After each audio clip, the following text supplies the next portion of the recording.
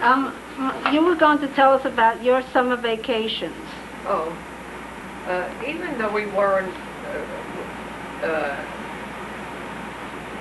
that well off, we're kind of poor, but somehow my father managed to send us to the country for 4 to 6 weeks every summer.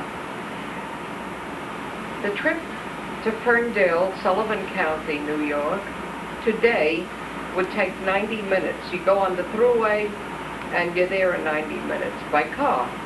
But in those days, first of all, we didn't have a car, but this is the way we went. Mama used to pack all our clothing and things that we might need in a steamer and send it by American Railway Express. She sent that on ahead. Then we used to get on the subway and go down to 42nd Street. And at 42nd Street, we took a cross-town trolley to the Hudson River, where we took a ferry to Weehawken, New Jersey, where we took the Delaware-Lackawanna train. It was a choo-choo train, a steam engine, and that took 4 hours. The preliminary trip took 2 hours, and that took 4 hours. And we used to go to Ferndale, New York. However, one thing I remember, when we stopped at Middletown, it was a 20-minute stop, I think, and Papa used to get off, and my brother reminded me that the first time he ever tasted a chocolate eclair was when Papa got off the train at Middletown and bought that. He remembers that. I wish Julie were here to recall other little things. Oh yes, so we went to Ferndale, New York, and there some farmers had cars. Some people came with a surrey and a horse and wagon, surrey with a fringe on top, a horse and wagon, and they would take us to the little hotel. The hotel, we rented for 4 or 6 weeks, a room that had 2 beds in it, 2 double beds, and a sink. The bathroom and the shower room was down the hall, but that was quite a luxury anyhow, because Mama didn't have to prepare any meals. It was a kind of a hotel like the Concord is today, only not on such a good scale. They would ring a bell, we'd go for breakfast. They'd ring a bell, we'd go for lunch, and likewise for dinner. And there were kids there, we got to know each other very well, we played games, and it was good, a good area. It had good air and fresh air. About how old were you when you went there? Well, we went for many years. I was about 8 years old, 9 years old, so on, until, you know, about 12 or 13. Some people in the building where we lived, during the summer, they went on vacation, they rented a room in Coney Island. Some people could afford a little fancier place. They went to Long Branch, and so on. And other people couldn't afford to go away for the summer, so they played the street. But we survived without television, without fancy vacations or anything like that. You were talking... Our families never went on vacation at any time in my life. We never had a vacation. My mother went to the Catskill Mountains 1 year during the Depression, but she went there not as a vacation, as she was there as a chambermaid. She used to work making beds and things like that. Where were you at that time? I was in Harlem. Oh, you stayed I home. was living there. My father was there. He wasn't working. So it was a very, very, very rough time.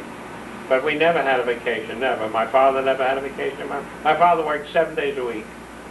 Very often he would work 12 hours a day when he had work. Incidentally, that was one reason how he got a heart attack. He was running to do some special work on a Sunday morning. He was racing up 4 flights of steps for his shop where he worked. And running up the steps, he got a heart attack, and a month later he died. It was a very hard life. But we didn't know how hard it was, because we didn't miss any of the luxuries of life because we had none. We had none to miss. I think Laura mentioned the fact that in those days you had no electricity, you had no cash, No, we no got telephone, no electricity in radio, no 1925. nothing. My brother Irving was, I think, the first person on our block to make a radio. I think it was 1923. He made a crystal set and it worked beautifully. And you can imagine our thrill when we put on the earphones. You only had earphones in those days. You couldn't listen. So we would alternate. I would listen, he would listen, my mother would listen, so on. And you put on an earphone and you hear the call KDKA Pittsburgh, 400 miles from New York. KDKA came in, crystal clear. It was wonderful. We made that over the radio. No batteries, no electricity, nothing. My brother Irving was very good at that. I think he once made a little crystal set that fit into a matchbox. Then later on, when he became more knowledgeable, began to make bigger sets with rheostats. This was a controlling device so you can tune in different stations. And my mother used to help him. You'd take an enamel wire and you would wrap it around an oatmeal box, secure both ends. Then you would take a piece of sandpaper and you'd cut a very narrow ridge along the top of this roll of enamel wire so that that would expose the wire. And then we had a contact point on a wheel, a tiny metal wheel. So the wheel would roll along, and as it would roll along, it would change the frequency of the station that you could get, because there would be more wire in the circuit, or less wire, or more wire, you know. By controlling it up and back like that, we would get different stations. And after a while, my brother was so good, well, we were able to take the earphones and put them on a horn. You know, like the horn would be like our ears. You'd put it on a horn, and we would hear it so the whole family could listen to it. Then after that, my brother began to make 1-tube sets, 2-tube sets. I remember when I was in the Army, he made a little set for me which had tubes with changing frequencies. And so when I was in England, I would listen to one series of stations, and when I got into France, I would take that frequency out, put another one in, and the other one would give me the French frequencies. And then when I got into Germany, I would take that one out and we put in a different one. I had one of the best sets in the Army for soldiers. Nobody else had a set like mine. My brother made it for me. To this day, I don't know what I did with it. It was a wonderful set, and I'm sorry I don't have it. But, you know, we lived in a very, very simple way in those days. But one thing I recall that we did have was a piano. And we took piano lessons. The teacher used to come to the house and give us piano lessons, and we had to practice. Some kids didn't like to practice, and they didn't learn how to play too well, and other kids practiced a lot, and they became good musicians, much more than today. You don't know many kids who could play the piano today, or the violin. And I had a piano, and I took lessons, and I learned a little bit. My brother didn't want to practice, so Mama didn't bother him.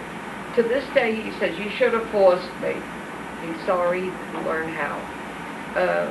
We had a sewing machine, a treadle machine. Later on, it was electrified. But actually, we did not have electricity until 1925. So that, think of all the things that you have in your home today that run on electricity. We just didn't have it. In our kitchen, we had a gas stove and gas light. Henry, tell them about the Welsbach mantle. Yeah, they had a Welsbach mantle. It looked like an electric bulb, but it wasn't. Gave very good light. It was a mesh on top of a form. It was like an open net. I think the metal was made out of thorium oxide. I think it was thorium oxide. And we would have a gas jet in the middle of this net. And remember, the net was about the size of an electric bulb, or smaller. And you turn on the gas, and you would light the gas. And the gas would heat the thorium oxide net. And that would throw off a very nice white light, the beautiful white light. And so you would get light. Now, if you wanted to have light for the whole room, we had gas jets coming out of the walls. And we would have 2 or 3 mantles, Welchback mantles, and all we would do was light them all. And so you would get light in that way. Incidentally, I don't know if I mentioned it before, but the gas company never worried about sending you a bill for the gas that you use. They had a meter in your house, and they would allow you enough gas for about 25 cents. And the only way you can get gas is to put a quarter into the meter. Then the valve would open up, and you would get gas. And you would use that gas until you used up a quarter's worth, and then the valve would close.